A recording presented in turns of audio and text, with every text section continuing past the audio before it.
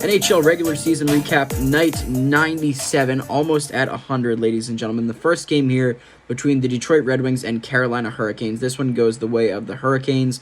It's a 4-2 final. In the first, it's Klim Kostin and Jordan Martinook, two kind of unexpected goal scorers. In the second, though, Martin Necas and JT Compher, both with their 10th goals of the year. In the third, two Canes scoring, Svechnikov and Aho with the empty netter, making that 4-2 final. Alex Lyon still pretty good despite the loss. 26 for 29, while Antti Raanta faces just 12 shots and gives up 2 on those 12. Not a great game statistically for him, but can't complain about 2 goals given up. It's a 4-2 victory for Carolina. The Devils taking on the Columbus Blue Jackets, and Cole Sillinger opens the scoring just 4:21 into this game. That's the only goal in the first.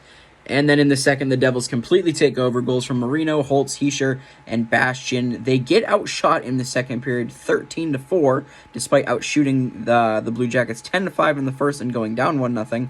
They end up getting outshot again in the third, 11-9, but nonetheless a 4-1 victory for New Jersey. Vitek Vanacek actually had a pretty solid game in this one. 29 of 30, a .967 save percentage, while Merzlikins, who apparently has no interest in the trade market, surprise, surprise, a guy making over $5 million, that is not a good to elite level goalie. No one's going to want that. 28 of 32, not helping his trade value at all in this game in the loss. It's a big win for the Devils as they're battling for a playoff spot in the Metro, which is continuing to be a very feisty division.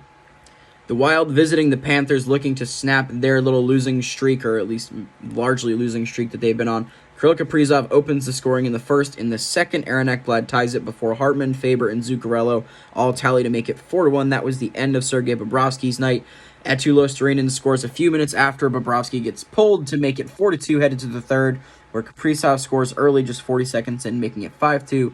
Then things get interesting. Lundell and Forsling both score for Florida. It's now 5-4, but just not quite enough. The Wild score one more on the empty netter from Ryan Hartman. It's a 6-4 final. None of the goalies in this game were very good. Anthony Stolar is probably the best, stopping 9 of 10. Marc-Andre Fleury got hurt in this one. Philip Gustafsson comes in, gives up 3 on 24. Of course, Bobrovsky giving up the 4 goals in his outing. So not a great game for goalies in general, but the Wild get it done in a much-needed win for them, 6-4 over a really solid Florida team.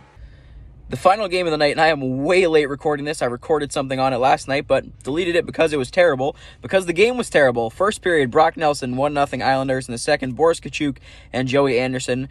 It's now 2-1 Hawks after 2. In the third, Dickinson, Horvat, and Palmieri all scored to force overtime, in which Seth Jones scores his first goal of the season. It's a 4-3 overtime win for the Blackhawks over the Islanders, who are frauds apparently because they sit just outside a playoff spot at the moment, but are managing to lose to one of the worst, if not the worst team in the NHL. So I don't know how they have playoff hopes losing a game like this. Sorokin only made 20 of 24 shots he faced, or 20 saves on 24 shots he faced.